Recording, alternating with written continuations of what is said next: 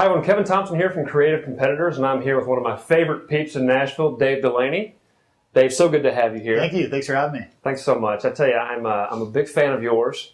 Thanks. And before we get started, my understanding is you specialize in social media and marketing. Do you want to tell our audience here as far as what you specialize in doing? Sure, yeah. Thanks for having me. Absolutely. I am a digital marketing consultant. So basically, I meet with people, I audit what they've done already in social or in digital marketing in general, and then I provide I audit that and then provide a strategy based on my findings, and then help them execute a plan to increase whatever the goals and KPIs we determine. You do a great job. With social media, there's a lot of people out there that say they're gurus, and it's sort of, they'll say, do as I say, not as I do. I mean, they don't have the results, but you really have a great following. Yeah. I mean, I've been in the business a long time. I've been online since 1984 on my BBS, on my Commodore 64. So I go back a bit, and I've been, working in marketing at some capacity for plus a decade now. So, there are a lot of people, we call them social media snake oil salesmen. Right.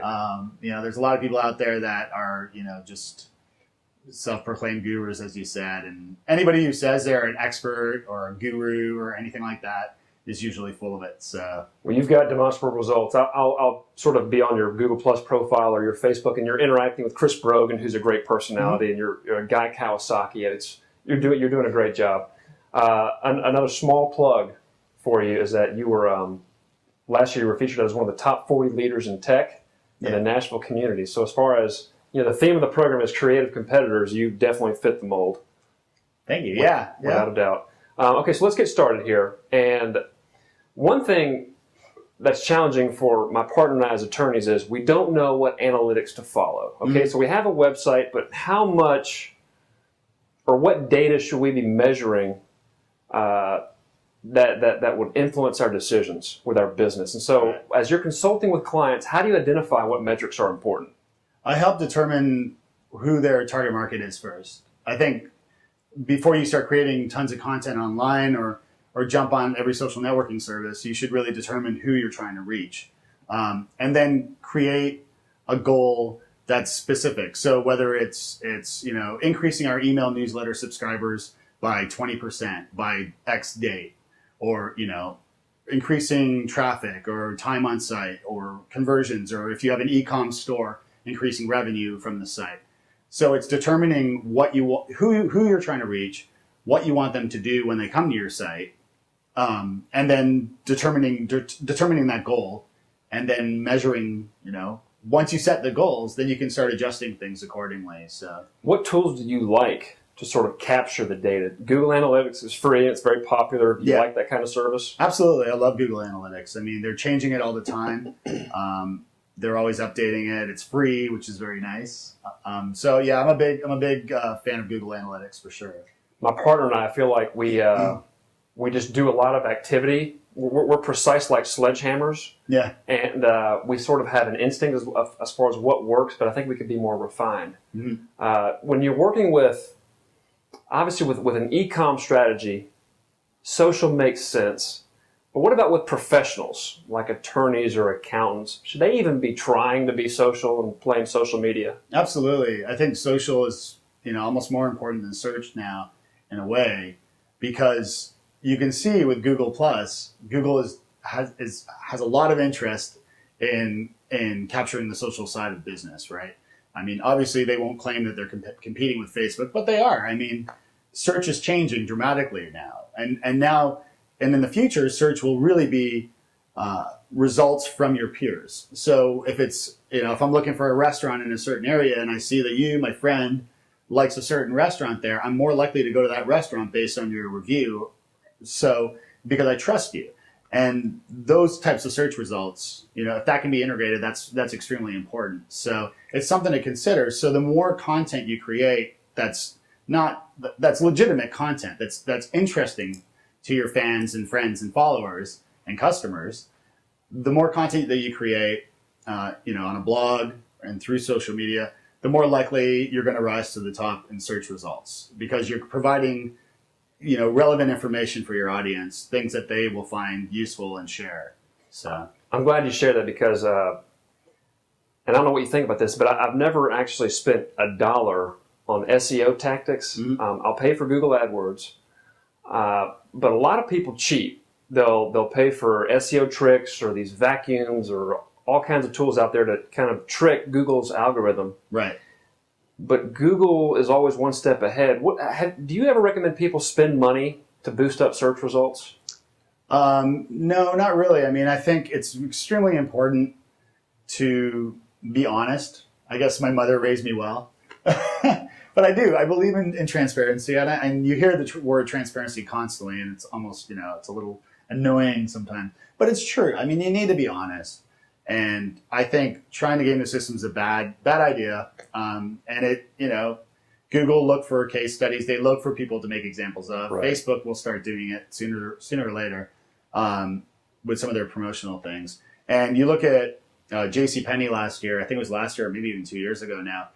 They were doing some black hat, as it's called in the industry, some tricky stuff. They got put down. And Google put them down and removed them from search results for a certain amount of time. And that'll hurt. That's a big deal. Yeah. With the benefit of not paying for SEO, in my opinion, is that it's forced me to try to create content that spreads. I mean, absolutely, it puts pressure on the author to create interesting stuff, because that is how you get good Google rankings. Right. I mean, and there's free tools in Google, like Google AdWords Selector, that you use when you're setting up a Google AdWords campaign. You can use that and search different terms. So if I'm writing about, I don't know, I'm totally drawing a blank, but if I'm searching for my favorite beer. So if I'm searching for, Guinness is a great beer. Sorry, if I'm writing a blog post about Guinness, I would look up different terms like Guinness is great, Guinness makes you strong, Guinness is awesome, whatever, and search those different terms. And you're going to see the ones that get the most search results. And most people are searching for a certain term. And by using that tool, which is free, you can then change your copy, change your blog post accordingly. Not to constantly change it all so that it sounds really weird, but it's okay to do that, to use words that make the blog content or make the content optimized for more eyeballs. Sure. And I'm writing down all the tools you're referencing. I'm gonna make a list, and we're gonna go at it at the end of the program. Right. Keyword tool. I use a WordPress plugin called Scribe SEO. Do you recommend any kind of plugin that helps choose the right keywords, make sure your article's optimized? Yeah, the WordPress plugins are great. Scribe's great. Trying to think now. Headspace, maybe? I'm not familiar with Headspace. There's a couple other ones that'll probably come to me during the chat, but those are very helpful. Again, the important thing is that you write for your audience, and you can change the copy in a blog post or the title so that it's more optimized for search results, but ultimately write for humans. Don't write for robots. That's good advice. The Facebook IPO sort of been a huge bust. I'm a little upset at it because I bought some of the secondary shares, and it's already dropped below what I bought in at. The Facebook model to me is confusing because their model is driven by paid advertising. And I'll admit we pay for advertising for our fan pages. But would you ever recommend to people, for example, let's say for me and my firm, that people spend money on the Facebook platform to build up a fan base? I would. I have several clients that are doing that, actually. Does engagement go up as the users and likes go up? Absolutely, yeah. I mean, again, it gets down to what you're sharing. So you can do a campaign to try to get more likes on your page. But if you're not sharing anything of any relevance on your page, anything that's really resonating with people, then it's not going to get shared. So it's important to consider the content that you're creating, the content that you're sharing and posting to Facebook, and then using those ads to promote that content. That's interesting. Now, you have a great following on Google+. Personally, I like the Google Plus model better, but there's no engagement there. What are your thoughts on it? Do you see it becoming a force in the space, or is it just sort of a hobby by Google? It's early days. Right now, the numbers are staggering when Google releases like 100 million active users who are using Google Plus. I don't necessarily buy that those are all active Google Plus users, and maybe they're Gmail users who are logged into the service or things like that. Yeah, I find that interactions on Google Plus have dropped some since I started using it. It's early days. It's tough to say. I think they have a great service. The Google Hangouts feature is fantastic. It is great. And really has some great potential there.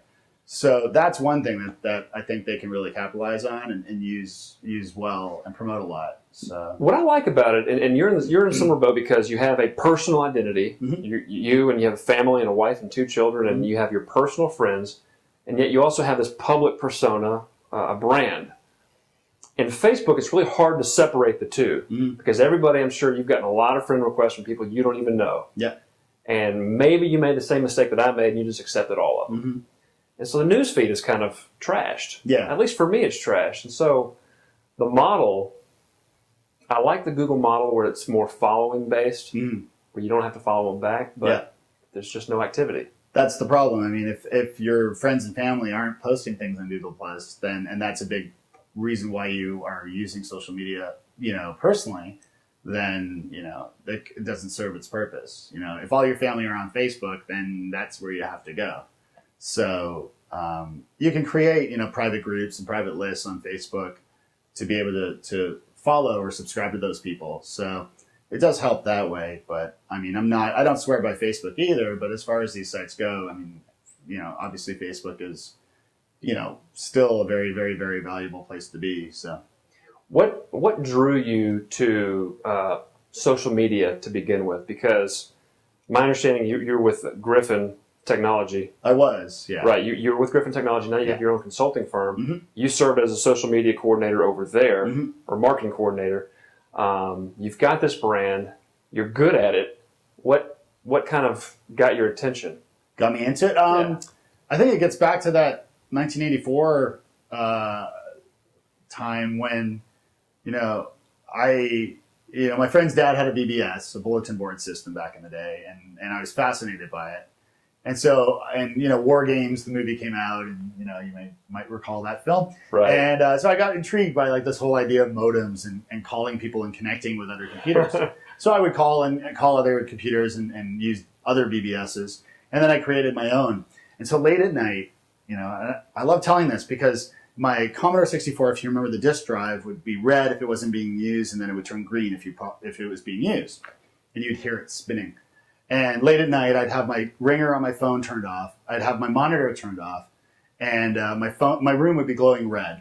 And I'd go to sleep, or I'd be in bed anyway. And suddenly, the room would glow green, and I'd hear the disk drive spinning, and I know that somebody right now, is using my computer.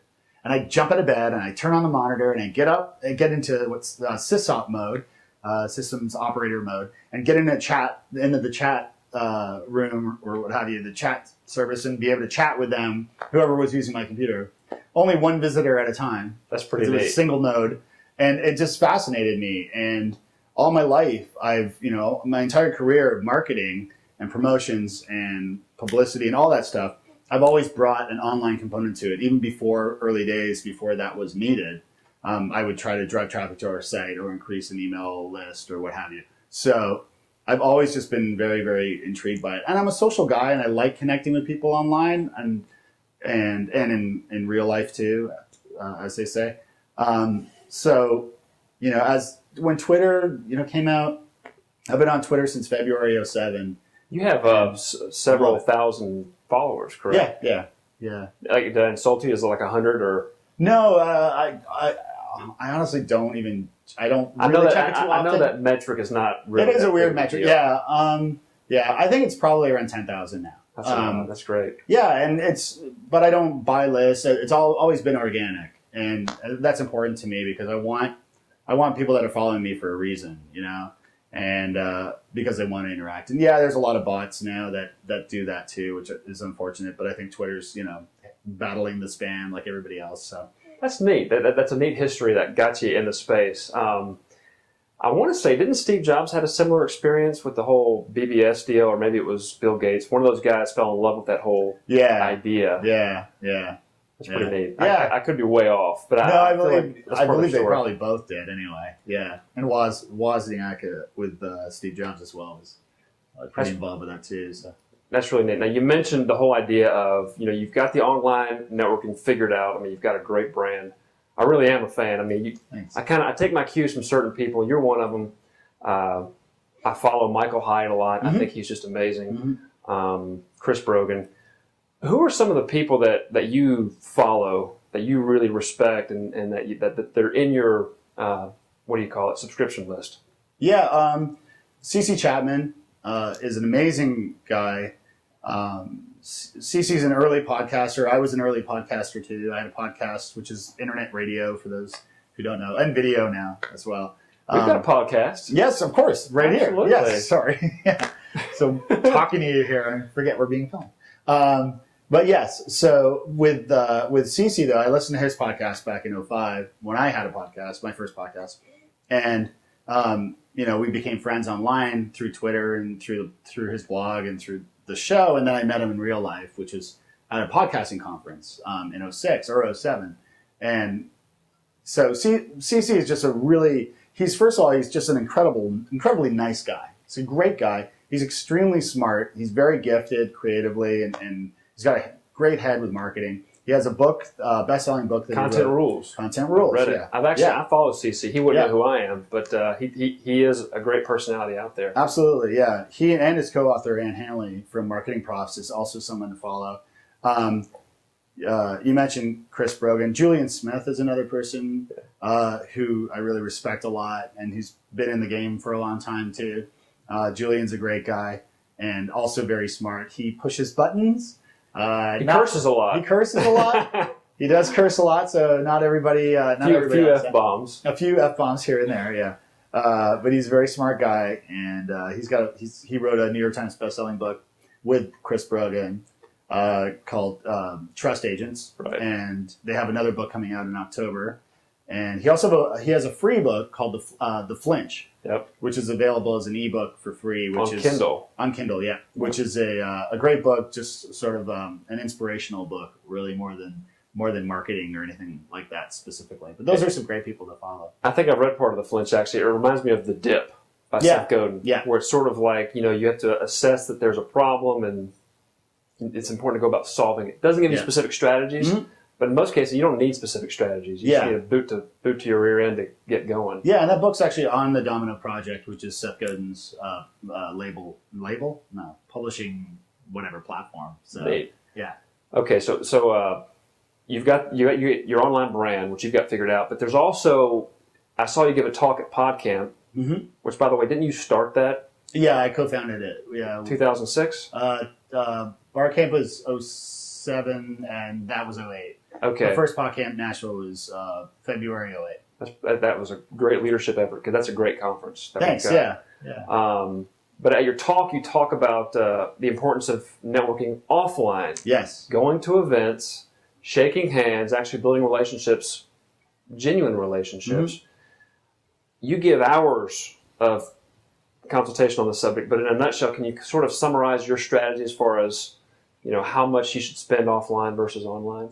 Well, that's a tough one. I mean, the more time you spend online, the more results you're going to get. But I do believe that you need to unplug and get out into, I keep joking, the real world, but that's sort of what we say, right? In real life. And go out and meet the people that you're connecting with online. I mentioned CC Chapman, and meeting him in the Podcasting Media Expo, PNME, which is now Blog World, back in 2007 was incredible. And I met him there and Chris Brogan and people like that. And we all met in real life for the first time. And there was like hugs and high fives, and we were just like, I can't believe it. And even earlier than that, when I met Julian, I used to have a podcast, as I mentioned, with my wife about parenting.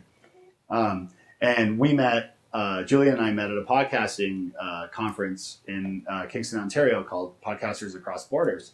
And that was an amazing one as well, because suddenly you're meeting people in real life who listen to the podcast, Right. And, because it's a parenting podcast, they were asking me about my kids by their names and things. And I'm like, who are you? How do you know anything about my son? This is so weird. And it's like, oh my gosh, people actually listen to this stuff. Right. So it was amazing to actually like meet people in real life. And so, what I'm blogging about now on a new site that I just launched about networking, that it's so important to do your best to meet these people in real life as well. And whether that means going to a conference, something huge like South by Southwest, Interactive, or going to local events.